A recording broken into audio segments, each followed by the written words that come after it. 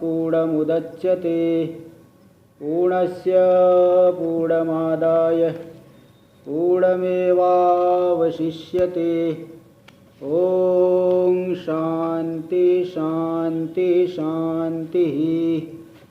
शंकरं शंकराचार्यं केशवं बादरायणं सूत्रभाष्य कृतौ वन्दे भगवन्तौ पुनः पुनः। ईश्वरो गुरुरात्मेति मूर्तिभेदविभागिने व्योमवद्व्याप्तदेहाय दक्षिणामूर्तये नमः। ओम शांति शांति शांति।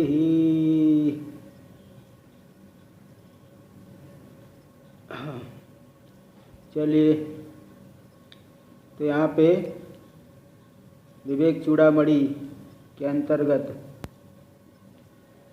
यहाँ आत्मा अनात्म विवेक प्रकरण चल रहा है। इसमें श्लोक नंबर 171 आया कि न हि अस्ति अविद्या मनसोतिरिक्ता मनो हि अविद्या भवबंध हेतु तस्मिन् विनष्टे सकलं विनष्टं विजृंभितेस्मिन् सकलं विजृंभते। कि न ही अस्ति अविद्या मनसोतिरिक्ता, मन को छोड़ करके दूसरी कोई अविद्या नाम की चीज नहीं है। कारण ये है कि अविद्या अविद्या रूप से प्रकट नहीं है, बल्कि मन रूप से ही प्रकट हो करके दुख दे रही है। जैसे उदाहरण आता है कि कोई व्यक्ति अंधा हो गया। अब अंधा होने मात्र से थोड़ी अनर्थ मिलेगा। अंधा हो गया, अब रास्ते में जाएगा, कहीं कुएं में गिर पड़ा, कहीं कांटे में चले गया, तो अंधे होने की वजह से जो कुएं में गिरा उससे अनर्थ की प्राप्ति हुई। अब आप सोचोगे कि केवल जो है अंधा होने से ही, अंधा होने से नहीं, अंधा हो के अगर घर में बैठा रहे थोड़ी उतना अनर्थ मिलेगा। अंधा होने से बाहर निकला, कुएं में गिरा, अनर्थ की प्राप्ति हुई। इसी प्रकार केवल अविद्या अनर्थ का हेतु नहीं है, बल्कि अविद्या का कार्य जो मन है वह मन ही अनर्थ का हेतु है। मन के द्वारा ही संपूर्ण ये अनर्थ मिलता है। तो मन ही अनर्थ का हेतु है, केवल अविद्या नहीं। इसलिए अविद्या मन रूप से प्रकट हो गई है, प्रकट हो करके अनर्थ का कारण बन रही है। ते बात जो है यही चल रही थी। तो ये दिखाए तो तस्मिन् विनष्टे सकलं विनष्टम, मन के विनष्ट होने पे पूरा संसार विनष्ट हो जाता है। और विजृंभतेस्मिन् सकलं विजृंभते, और मगर ये विलास कर रहा है तो सब कुछ विलास कर रहा है, करेगा। विजृंभतेस्मिन् सकलं विजृंभते, इस तरह से यहाँ बताएं। उसके विजृंभित होने पर सब कुछ भी विजृंभित होता है। आगे देखिए, तो इसी बात को अब श्लोक नंबर 172 में दिखा रहे हैं। देखिए, स्वप्नेर्थ शून्ये स्वजत सृजति स्वशक्त्या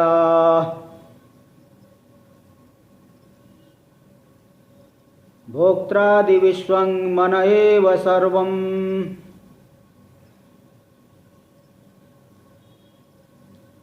तथैव जाग्रत्यपि नो विशेषः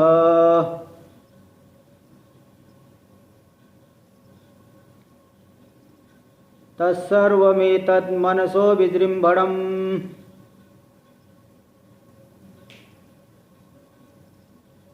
स्वप्नेर्थ शून्ये सृजति स्वशक्त्या, स्वप्न में अर्थ शून्य, स्वप्न में देखिए, स्वप्न में कोई विषय नहीं है।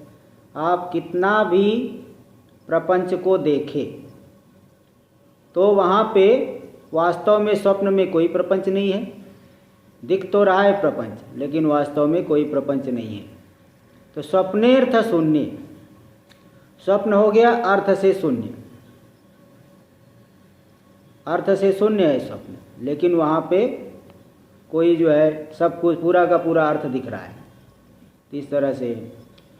तो स्वप्नेर्थ शून्य सृजति स्वशक्त्या, स्वप्न जो है अर्थ से तो शून्य है, लेकिन यही मन अपनी शक्ति के द्वारा पूरे के पूरे विश्व की सृष्टि कर लेता है। वहाँ भी शत्रु मित्र सब कुछ दिखाई देता है, कभी जय हो गई, कभी पराजय हो गई, कभी अनुकूल परिस्थिति, कभी प्रतिकूल परिस्थिति, हर प्रकार की स्थिति वहाँ भी स्वप्न में भी दिखाई पड़ती है। इसलिए दे दिए स्वप्नेर्थ शून्य सृजति स्वशक्त्या, जो अर्थ से रहित है स्वप्न, कोई पदार्थ नहीं है। हाँ चलिए चलिए, तो स्वप्नेर्थ शून्य सृजति स्वशक्त्या, ये थोड़ा नेट की वजह से गड़बड़ चल रहा है। तो स्वप्न में जो कि अर्थ से शून्य है, उस अर्थ से शून्य स्वप्न में यह मन स्वशक्त्या सृजति। हाँ सर, क्या जी? उच्चारण नहीं हुआ। उच्चारण कर लिए है, आपको याद नहीं है? नहीं महाराज जी, नहीं हुआ है। अच्छा चलिए, तो फिर उच्चारण कर देते हैं। स्वप्नेर्थ शून्य सृजति स्वशक्त्या,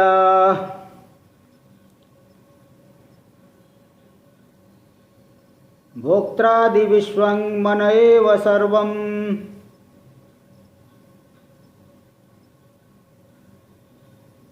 तथैव जाग्रत्यपि नो विशेषः,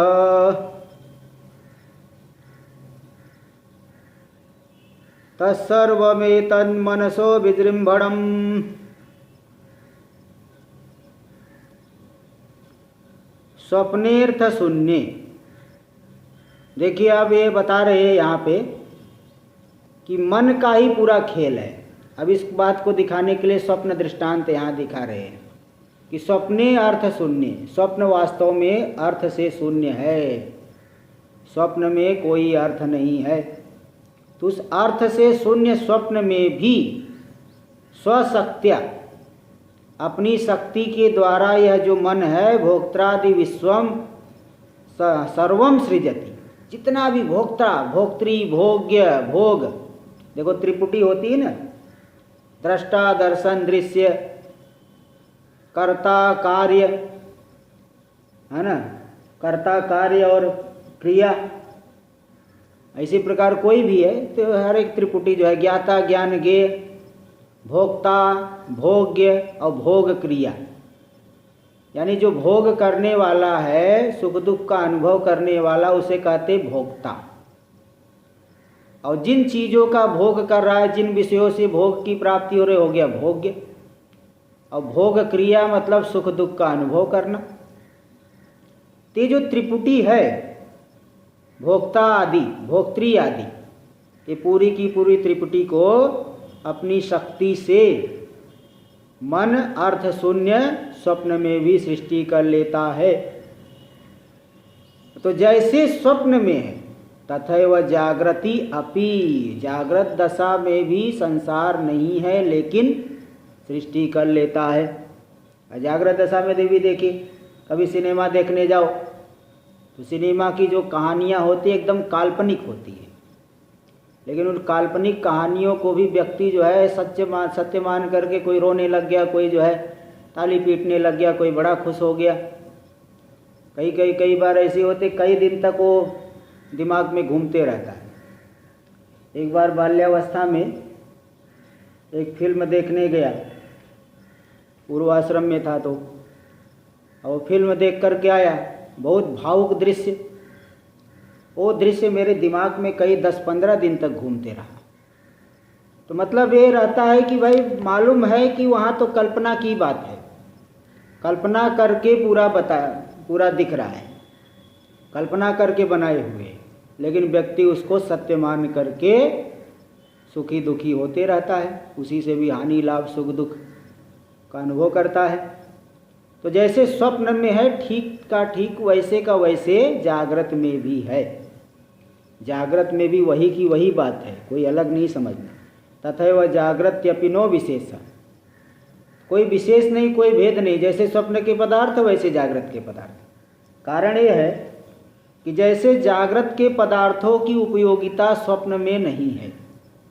आपके घर में कितना भी अच्छा भोजन बना हुआ है, कितना भी अच्छा खा पी करके सोए है, स्वप्न में आप भूखे प्यासे घूमोगे तो ये जो जागृत का जो पदार्थ है स्वप्न में काम नहीं देता।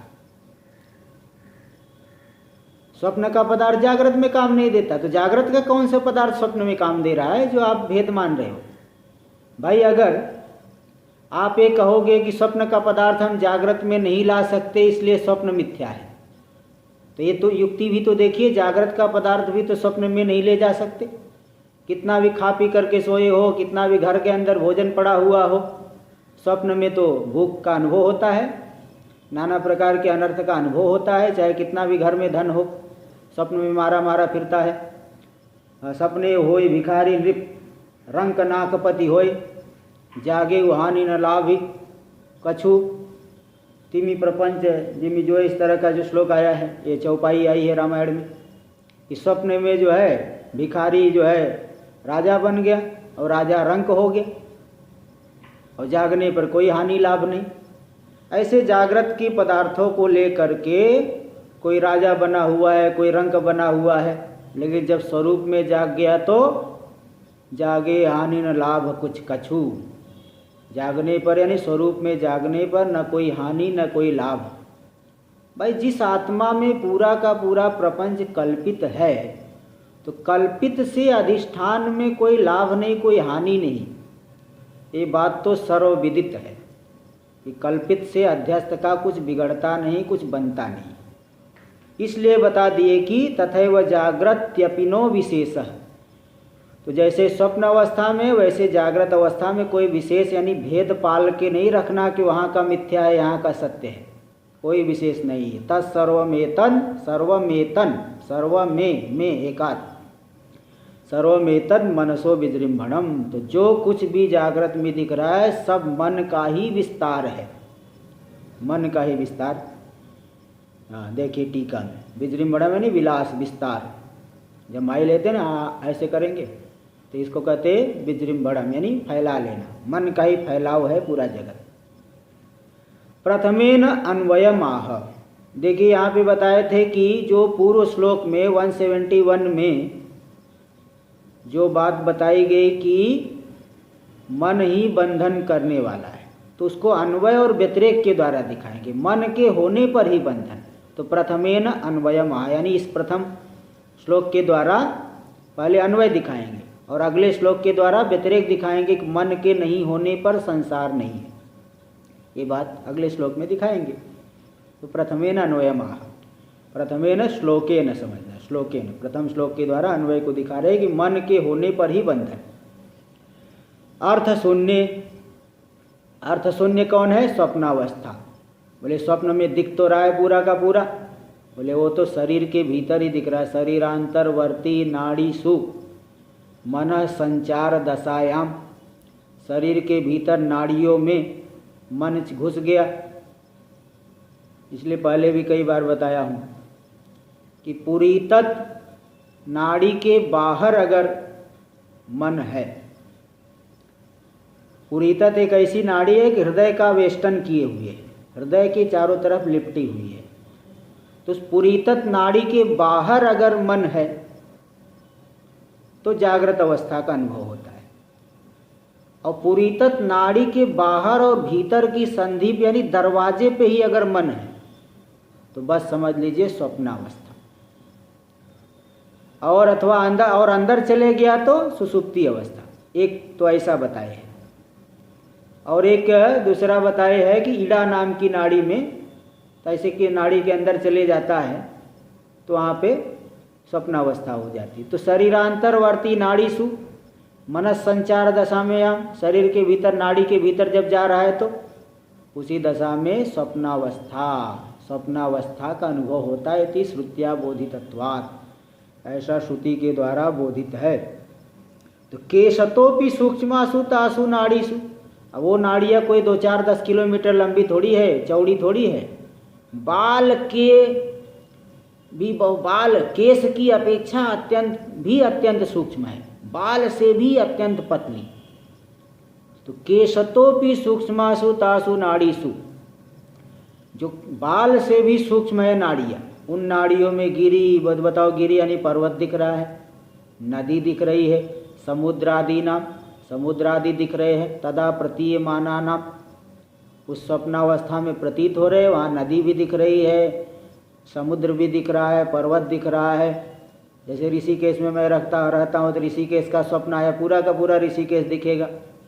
मुंबई में आप लोग रहते हैं तो मुंबई का स्वप्न होगा, पूरी मुंबई महानगरी कितनी बड़ी है, पूरा आप देखोगे उसी में।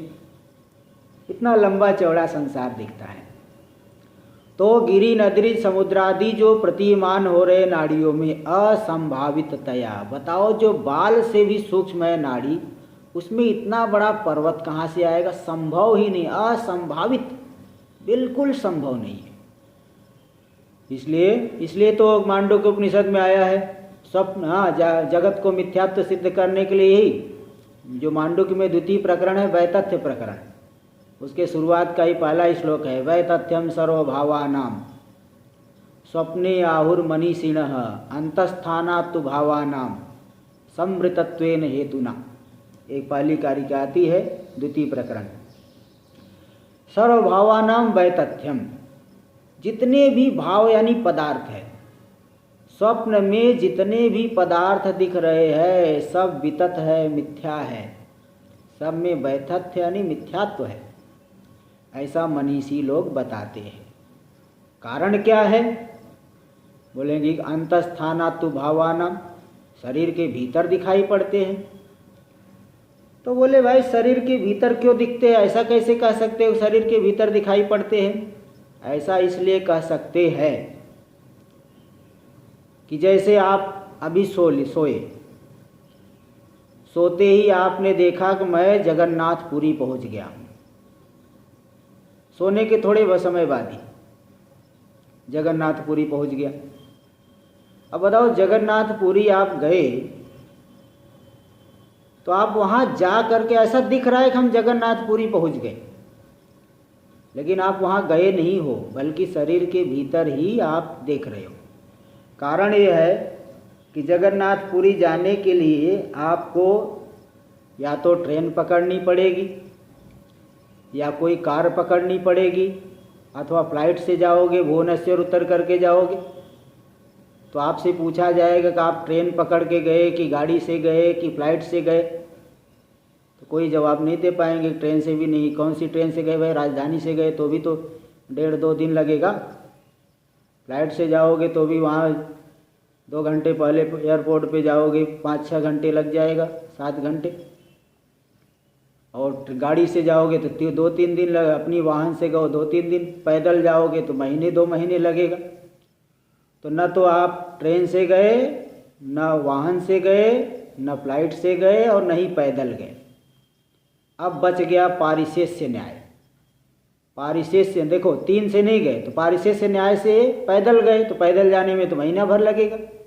इसलिए कुल मिला करके आप गए ही नहीं हो, यानी शरीर के भीतर ही नाड़ी के अंदर आपको स्वप्न का दर्शन हो रहा है।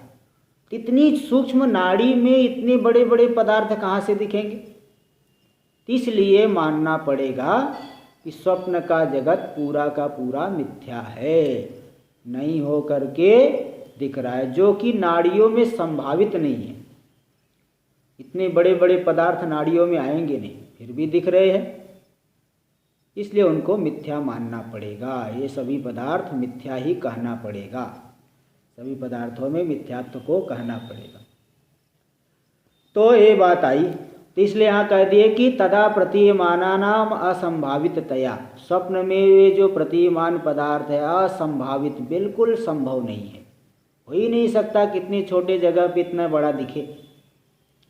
और चक्षुरादि नाम तदा उपरत व्यापारत्वात्, आँख तो उपरत अपने चक्षुरादि इंद्रिया लीन हो गई है, तो बताओ कहाँ से आपको रूप दिखेगा? इसलिए तद्वारा मनसा बहिर्निर्गमना भावात्, मन जो है बाहर जाने के लिए ज्ञान इंद्रियों की अपेक्षा रखता है।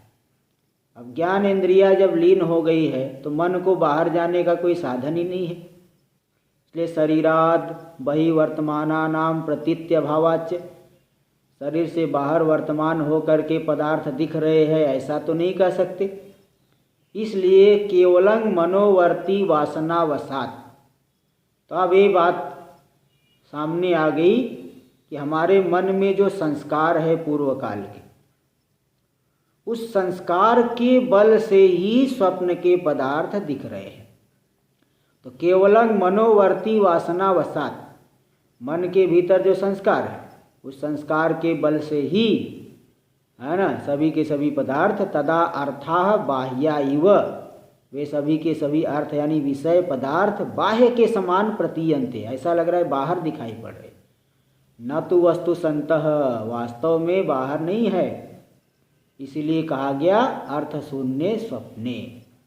स्वप्न जो अर्थ से शून्य है उसमें भी मन सब त्रिपुटी की कल्पना कर लेता है, पूरी की पूरी त्रिपुटी की वह कल्पना कर लेता है, सब के सब पदार्थ वहाँ देखता है। तथा विधे स्वप्ने, तो उस प्रकार का जो स्वप्न है यानी अर्थ से शून्य जो स्वप्न है, उस स्वप्न में भी स्वशक्त्या वासना भी, अपनी शक्ति के द्वारा, वासनाओं के द्वारा, संस्कार के द्वारा, केवलम स्वस्मिन आत्म प्रतिफलन सामर्थ्येन च। अब बताओ, मन तो जड़ है, कैसे वो रचना कर लेगा? तो बोले आत्मा का प्रतिबिंब पड़ा ना, तो चेतनता जैसी मालूम पड़ती है। तो आत्म प्रतिफलन सामर्थ्येन च, उस सामर्थ्य से अपनी शक्ति वासना और आत्मा की चेतनता, उसका प्रतिफलन हो गया तो चेतन जैसा लग रहा है। उस सामर्थ्य से सर्वम भोक्त्रादि विश्वम जगत, जैसे आजकल देखिए मशीनें हैं, अब विद्युत के शक्ति मिलने से काम करती, वास्तव में तो जड़ ही है। विद्युत भी जड़ है तो भी उसकी शक्ति से जो है काम करती है। ऐसे ही माया भी जड़ है और माया की शक्ति जो है मन में आई है, माया का कार्य है, तो मन में भी देखिए उसकी शक्ति, संस्कार वाली शक्ति और आत्म प्रतिफलन सामर्थ्य, उनके माध्यम से सर्वम भोक्त्रादि विश्वम जगत मन एव सृजति निर्मिमीते, पूरा का पूरा भोक्त्री आदि विश्व जो जगत है मन ही सृष्टि कर लेता है, निर्मिमीते यानी निर्माण कर लेता है।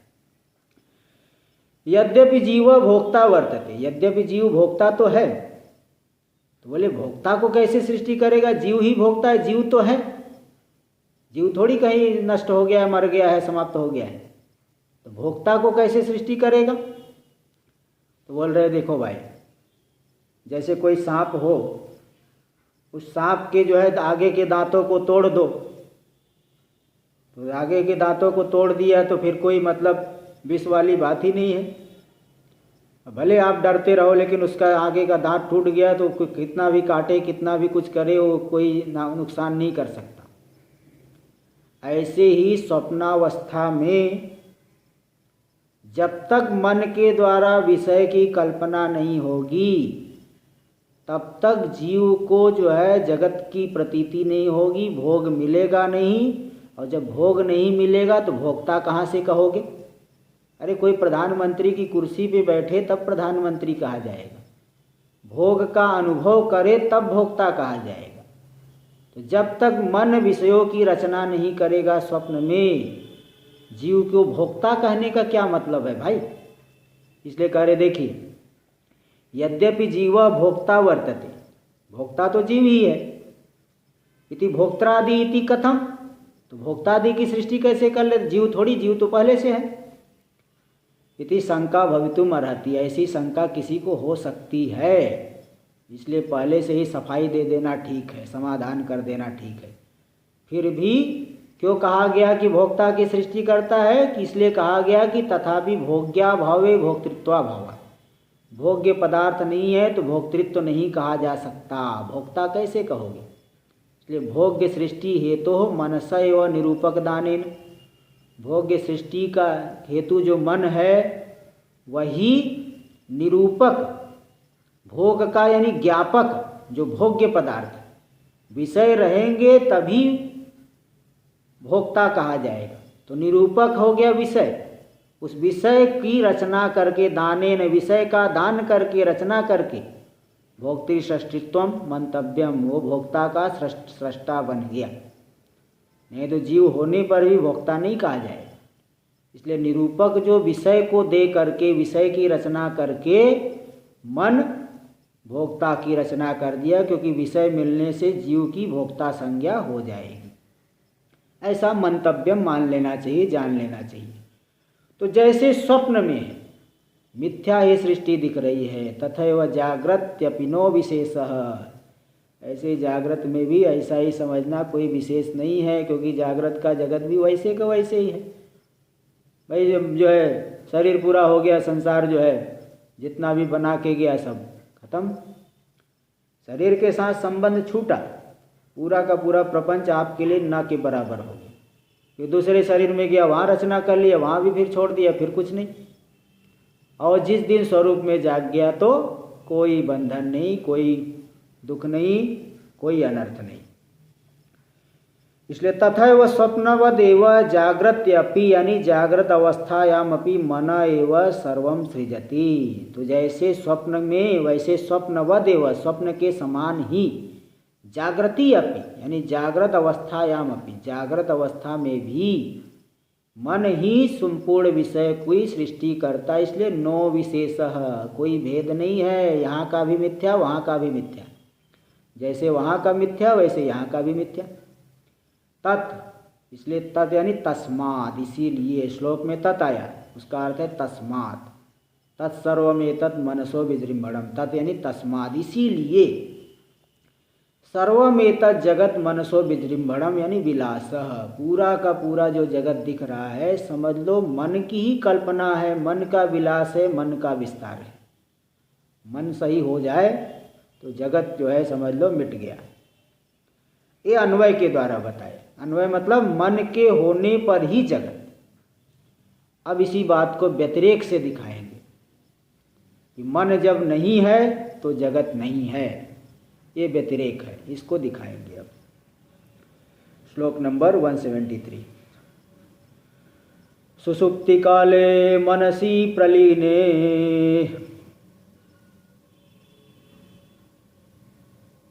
नैवास्ति किंचित सकल प्रसिद्धे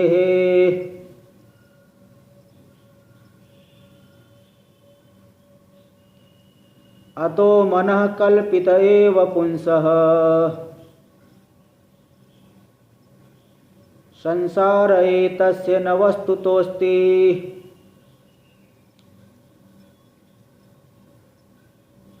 सुषुप्ति काले मनसि प्रलीने, सुषुप्ति काल में यानी गहरी निद्रा में मन लीन हो गया है ना, कारण में लीन हो गया, अज्ञान में लीन हो गया है।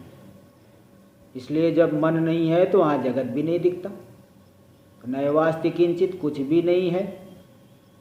बोले आपको कैसे मालूम पड़ा? बोले सभी लोगों में प्रसिद्ध है, किसी से भी पूछ लो। कोई भी गहरी निद्रा से सो के उठा है, पूछो भाई तुमने जगत देखा क्या? बोले मैंने कुछ नहीं जाना, मैं सुखपूर्वक सोया, आराम से सोया। सभी को प्रसिद्ध है, सभी को अनुभव होता है, मैंने कुछ नहीं जाना, मैंने कुछ नहीं जाना। अच्छा स्वप्न में जाना? हाँ स्वप्न में तो बहुत देखा मैंने, स्वप्न में देखा। और गहरी निद्रा में? बोले कुछ नहीं जाना। इस तरह से सुषुप्ति काल में मन के प्रलीन हो जाने पर नैवास्ति किंचित, कुछ भी जगत नहीं है। क्यों? सकल प्रसिद्धे है, सभी जीवों को प्रसिद्ध है, सभी प्राणियों को अनुभव होता है कि मैंने कुछ नहीं जाना, बड़े बड़े जो है आनंद से सोया, कुछ नहीं जाना। इसलिए अतः, इसीलिए देखो अन्वय भी दिखा दे, व्यतिरेक भी दिखा दे। मन के होने पर ही दिखा, मन के नहीं होने पर नहीं दिखा।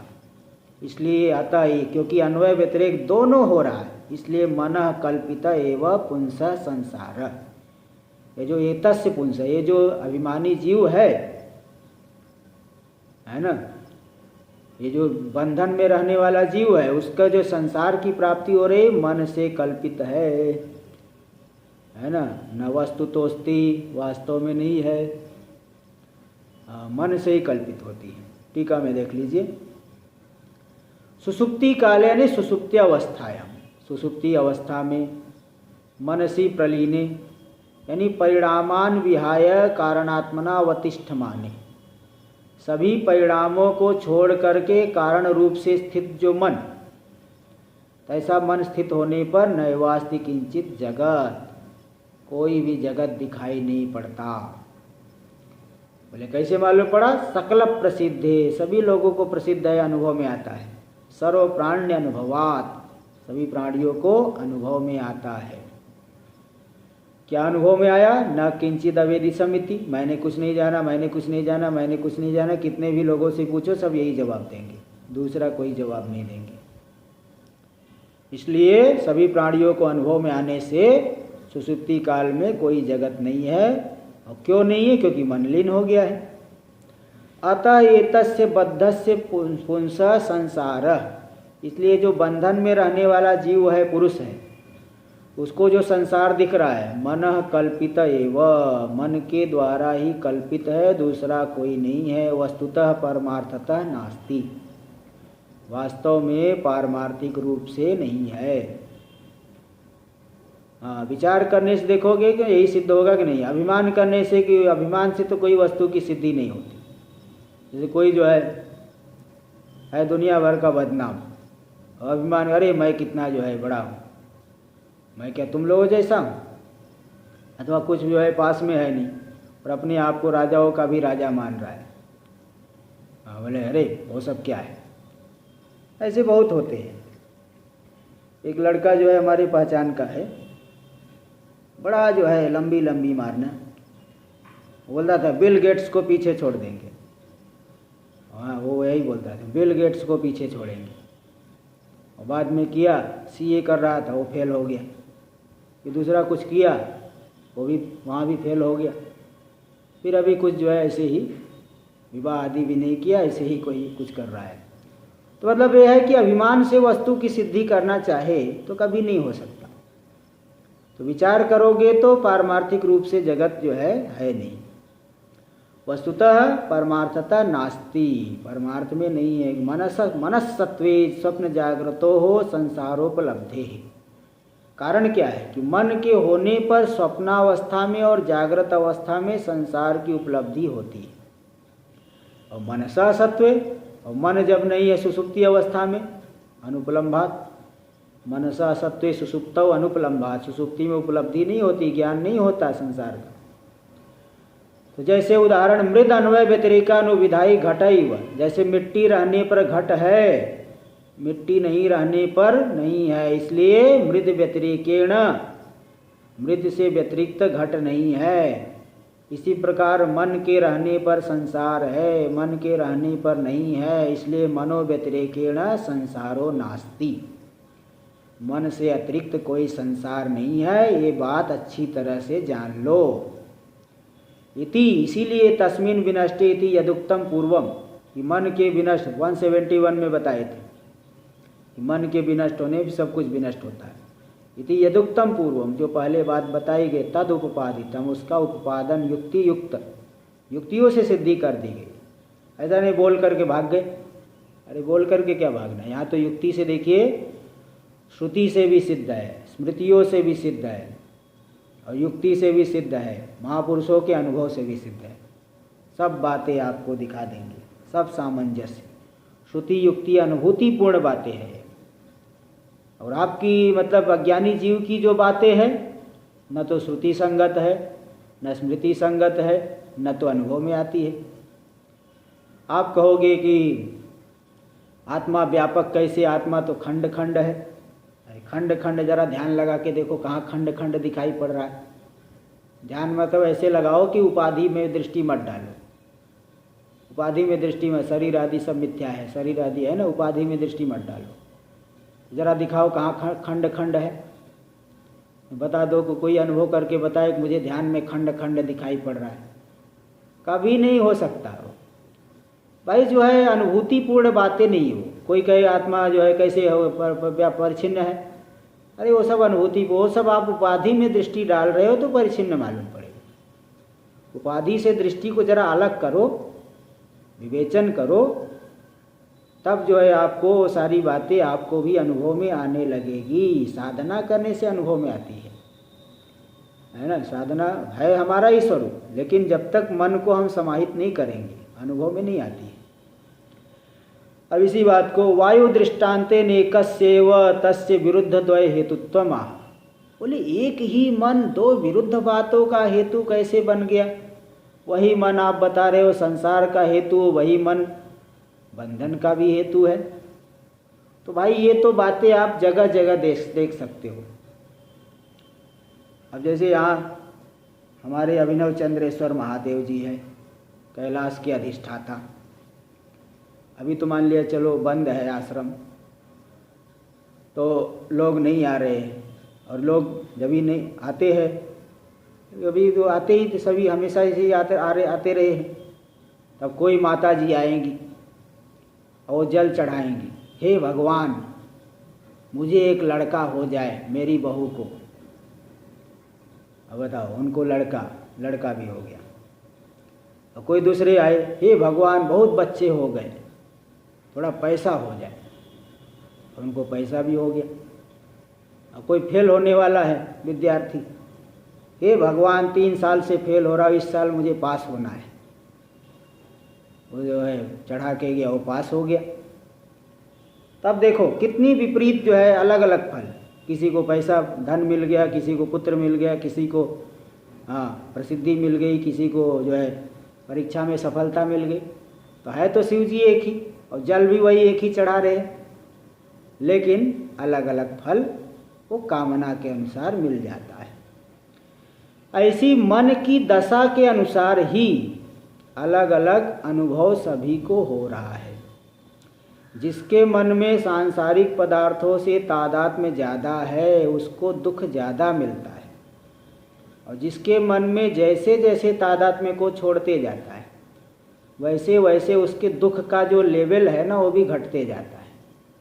दुख की जो है अधिकता न्यूनता में बदलती जाती है। और पूरे के पूरे तादात्म्य को छोड़ दिया है ना, तब तो दुखम क्वापि न विद्यते। सर्व इच्छा नाम परित्यागे दुखम क्वापि न विद्यते, ऐसा श्लोक आया है। यतो यतो विमुच्यते ततो ततो निवर्तने, निवर्तनादि सर्वत्र न वेत्ति दुखम अण्वपि। जहाँ जहाँ से निवृत्त होते जाता है वहाँ वहाँ से समझ लो मुक्त होते जा रहा है।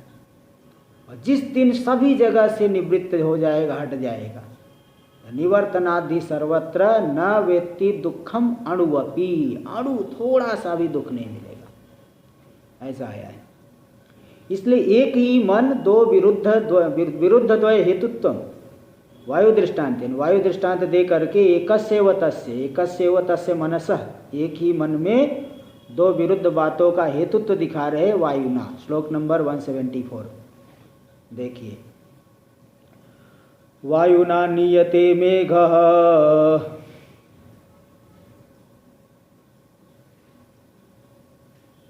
पुनस्तेनैव लीयते,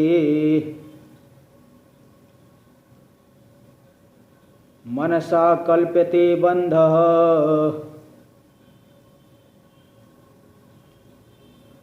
मोक्षस्तेनैव कल्प्यते। वायुना नीयते मेघ, अन्य पुस्तकों में पाठ है वायुना आनीयते मेघ पुनस्तेनैव नीयते। यहाँ पे नियते पहले दे दिए, बाद में लीयते दे दिए, तो दोनों पाठ से लग जाएगा, अर्थ तो दोनों जगह से लगेगा। वायुना नीयते मेघ, मेघ यानी बादल। जैसे देखिए आसमान एकदम साफ है, घर से आप निकले, आपने देखा कि आसमान अत्यंत साफ है, आज वर्षा की आशंका नहीं। आसमान साफ है, आप जाने लगे, पता चला थोड़े समय बाद ही जोर की हवा चली और वायु जो है कहीं से मेघमंडल को पकड़ करके लाई और चारों तरफ मेघ की काली काली घटाएं छा गई और रिमझिम बरसात चालू हो गई। रिमझिम बरसात भी चालू हो गई, जोरदार बरसात होने लग गई। अब देखो बिल्कुल आपको वर्षा की आशंका नहीं थी, लेकिन वायु देवता ने ऐसा जो है कमाल किया कि जोर की हवा चलने लगी, कहीं से मेघ मंडल को पकड़ के लाए, रिमझिम वर्षा होने लगी, लोग भीग गए, कुछ इधर बच गए, कोई इधर जाके छुप गया, रुक गया। तो मतलब ये है कि वायु देवता ने कमाल कर दिया। और फिर थोड़े समय बाद जोर की वर्षा हो गई, और फिर जोर से हवा चली, फिर मेघमंडल भाग गया, फिर आसमान साफ हो गया, दोबारा सूर्य देव दिखाई देने लग गए। आधे घंटे के लिए ऐसा कर दिया। तो वायुना नियते मेघ, वायु के द्वारा ही मेघ को ले जाया जाता है किसी जगह। पुनस्तेनैव लीयते, उसी वायु के द्वारा मेघमंडल विलीन हो जाता है, छिन्न भिन्न हो जाता है, आसमान साफ हो जाता है। बस ऐसे ही मेघ वायु ने ही लाया, वायु ने ही दूर किया। ऐसे मनसा कल्प्यते बंधः, बंधन भी मन से ही कल्पित है। पुनस् मोक्षस्तेनैव कल्प्यते, उसी मन के द्वारा मोक्ष की भी कल्पना होती है। तो बंधन भी कल्पित और मोक्ष भी कल्पित है ना। बंधन भी कल्पित और मोक्ष भी कल्पित है। साधना भी कल्पित, साधक भी कल्पित, गुरु भी कल्पित, शिष्य भी कल्पित, सब के सब कल्पित, पूरा का पूरा संसार कल्पित। ऐसा नहीं सोचना कि हमारे गुरु जी कैसे मिथ्या होंगे, भगवान कैसे मिथ्या होंगे, ये शास्त्र कैसे मिथ्या होंगे। अरे भाई, सब जो है ये व्यावहारिक पदार्थ परमात्मा ने बनाए है ना, कि व्यावहारिक इन पदार्थों का सेवन करके परमार्थ में स्थित हो जाए। ये सब के सब कल्पित है, पारमार्थिक कोई भी नहीं है। इसलिए बंधन भी कल्पित है, मुक्ति भी कल्पित है ना। जैसे कोई चीज़ आप भ्रांति से अरे ऐसा है, बाद में पता चला ये नहीं है, पहले आपने कल्पना कर ली, फिर बाद में कल्पना भी मिट गई। ये सब आगंतुक चीज़ें हैं, ये जन्य है ना। बंधन भी पारमार्थिक नहीं, मुक्ति भी पारमार्थिक नहीं, ये सब बंधन को लेकर के मुक्ति व्यवहार कर दिया जाता है। जैसे कोई आदमी है, अब आप बोलोगे बड़ा ईमानदार है, ये आदमी बड़ा ईमानदार है। अच्छा, ईमानदार होने से क्या उसके सिर पे सींग है, क्या श्रृंग है? ईमानदार होने से क्या पंख निकल आए अथवा पूंछ निकल गई क्या? न तो श्रृंग है, न पंख है, न पूंछ है, लेकिन ईमानदार कहा जाता है। कारण कि बेईमान भी बहुत लोग हैं। उन बेईमान लोगों को से तुलना करके कहा जाता है ये आदमी बड़ा ईमानदार है। और आदमी में ईमानदार होने से कोई पंख, पूंछ या श्रृंग नहीं निकलती है। बस यही है सापेक्ष व्यवहार, इसको कहते हैं सापेक्ष व्यवहार है ना। ईमानदार है तो बेईमान भी है, बेईमान है तो ईमानदार है। ऐसे बंधन है तो बंधन को लेके मुक्ति व्यवहार हो गया, मुक्ति है तो उसको लेके बंधन व्यवहार हो रहा है, और वास्तव में दोनों के दोनों कल्पित है। तो भाई फिर सत्य क्या है? बस सत्य एक आत्मा ही सत्य है। जैसे स्वप्न में सत्य क्या है? एक दृष्टा ही सत्य है, दूसरा कुछ भी सत्य नहीं। इसलिए मांडुक्य उपनिषद में न निरोधो न चोत्पत्ति न बद्धो न च साधक न मुमुक्षु न वै मुक्तः इत्येषा परमार्थता। परमार्थ में न तो कोई निरोध यानी प्रलय नहीं, प्रलय भी नहीं, न चोत्पत्ति, न तो उत्पत्ति ही सत्य है। न निरोधो न चोत्पत्ति न बद्धो न च साधक, न तो कोई बंधन में है, न कोई साधक है, न मुमुक्षु न वै मुक्त, न तो कोई मोक्ष की इच्छा वाला है, नहीं कोई मुक्त है। सब जो है सारा का सारा व्यवहार एक कल्पना से चल रहा है। वही कल्पना, जैसे स्वप्न का सारा व्यवहार मन की कल्पना से चल रहा है, और जैसे ही जागृत में आए सब व्यवहार मिट गया। तो न तो वहाँ दिखने वाला सत्य था, और न भोग वहाँ का सुख दुख का अनुभव भी सत्य था।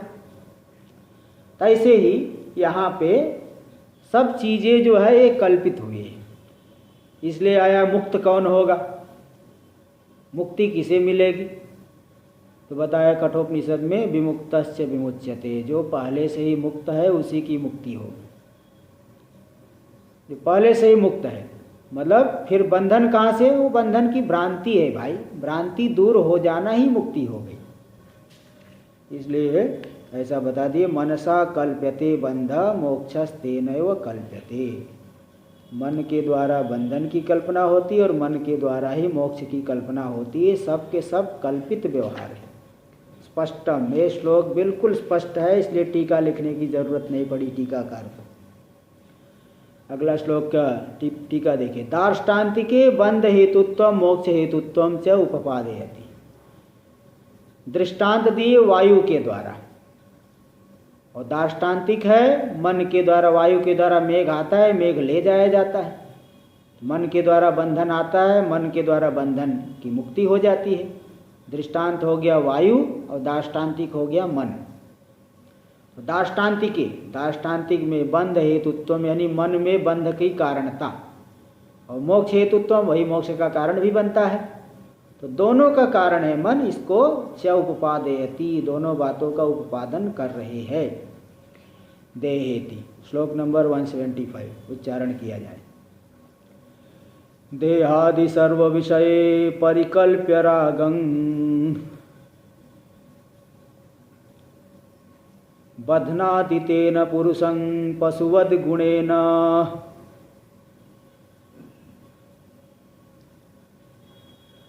वैरस्य मत्र विषवत् सुविधाय पश्चा देनं विमोचयति तन्मन एव बन्धात्।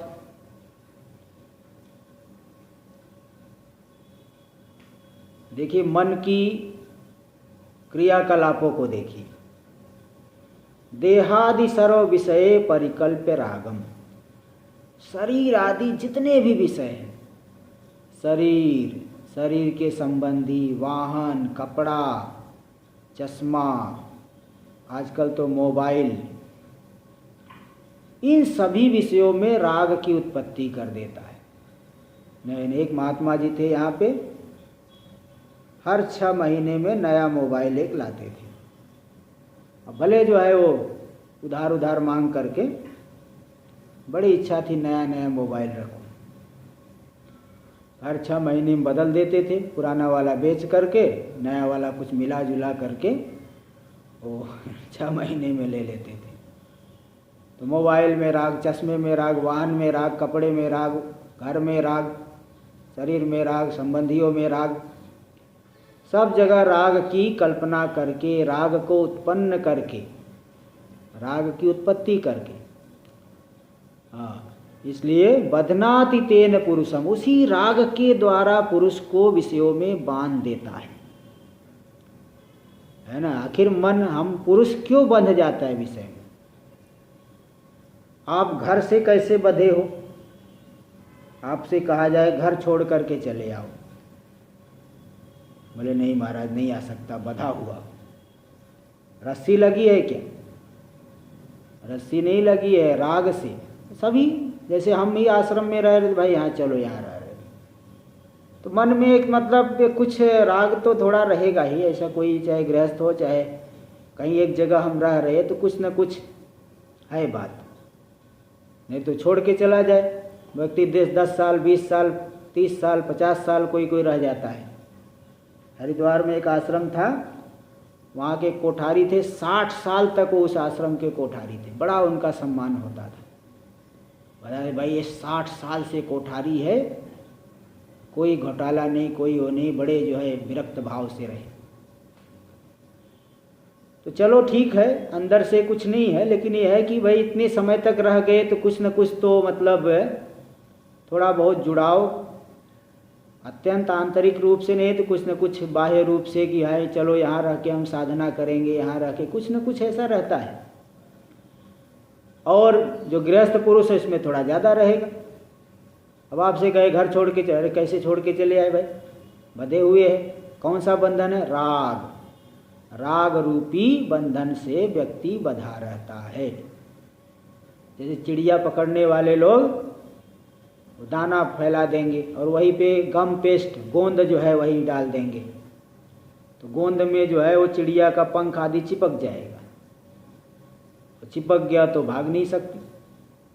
ऐसे संपूर्ण विषयों में मन जो है राग को उत्पन्न करके बध्नाति तेन रागेन, उस राग रूपी रस्सी से पुरुष को बांध देती है। पशुवद गुणेन, जैसे पशु का स्वामी अपने पशु को गुण यानी रस्सी के द्वारा बांध करके रखता है, वह रस्सी के द्वारा जैसे बांध के रखता है, ठीक ऐसे ही मनुष्य को ये मन राग रूपी रस्सी से बांध करके रखता है।